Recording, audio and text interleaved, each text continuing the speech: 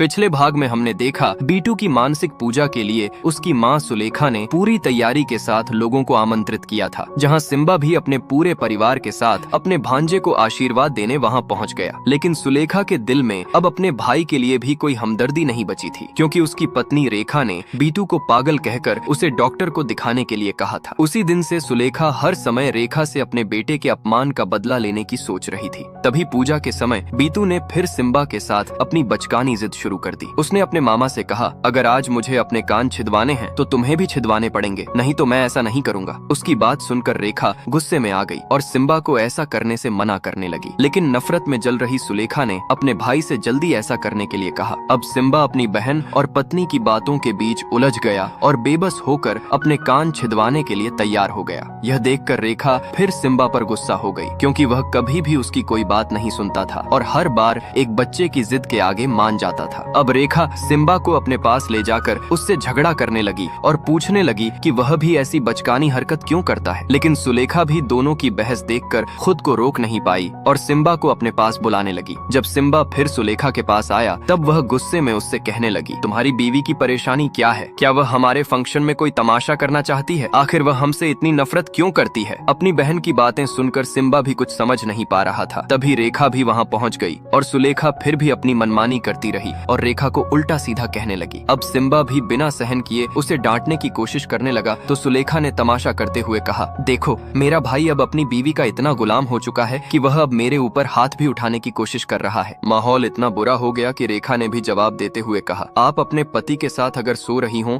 और कोई बच्चा बीच में आ जाए तो आपको कैसा लगेगा? आप बस अपने पति के साथ खुश रहने के लिए उसे हमारे पास भेज देती हैं और फिर भी आप हम पर उंगली उठा रही हैं। उसकी बात सुनकर सुलेखा खुद को रोक नहीं पाई और बीटू को पास बुलाकर सबके सामने उसे पीटने लगी। सुलेखा को सबने रोकने की कोशिश की, लेकिन वह नफरत की आग में जल रही थी और सबके सामने कहने लगी, आज के बाद मेरा कोई भाई नहीं है, अगर कोई हमारे बीच आया तो मैं उस पर भी हाथ उठा दूंगी। उसकी बात सुनकर सब लोग बस हैरान रह गए और सिम्बा भी वहाँ से चला गया। अब रेखा भी अपने इतने अपमान के कारण फूट फूट कर रोने लगी और घर छोड़कर जाने के लिए दूसरी जगह काम का ट्रांसफर ले लिया। लेकिन सिम्बा फिर भी अपने परिवार को छोड़कर दूर जाने के लिए तैयार नहीं था। इसी दौरान रेखा के पिता सिम्बा को समझाने के लिए एक तालाब के पास ले गए और उससे कहने लगे, तुम अपने भांजे से प्यार करते हो, उसका ख्याल रखते हो और हर समय उसके साथ समय बिताते हो, लेकिन फिर भी क्या तुम्हें पता है कि उसके असली पिता पर क्या गुजरती होगी? वह भी शायद अपने बेटे के साथ थोड़ा समय बिताने के लिए तरसता होगा और दिन ब दिन तिल तिल कर रोता होगा। अगला पार्ट देखने के लिए नीचे कमेंट करें।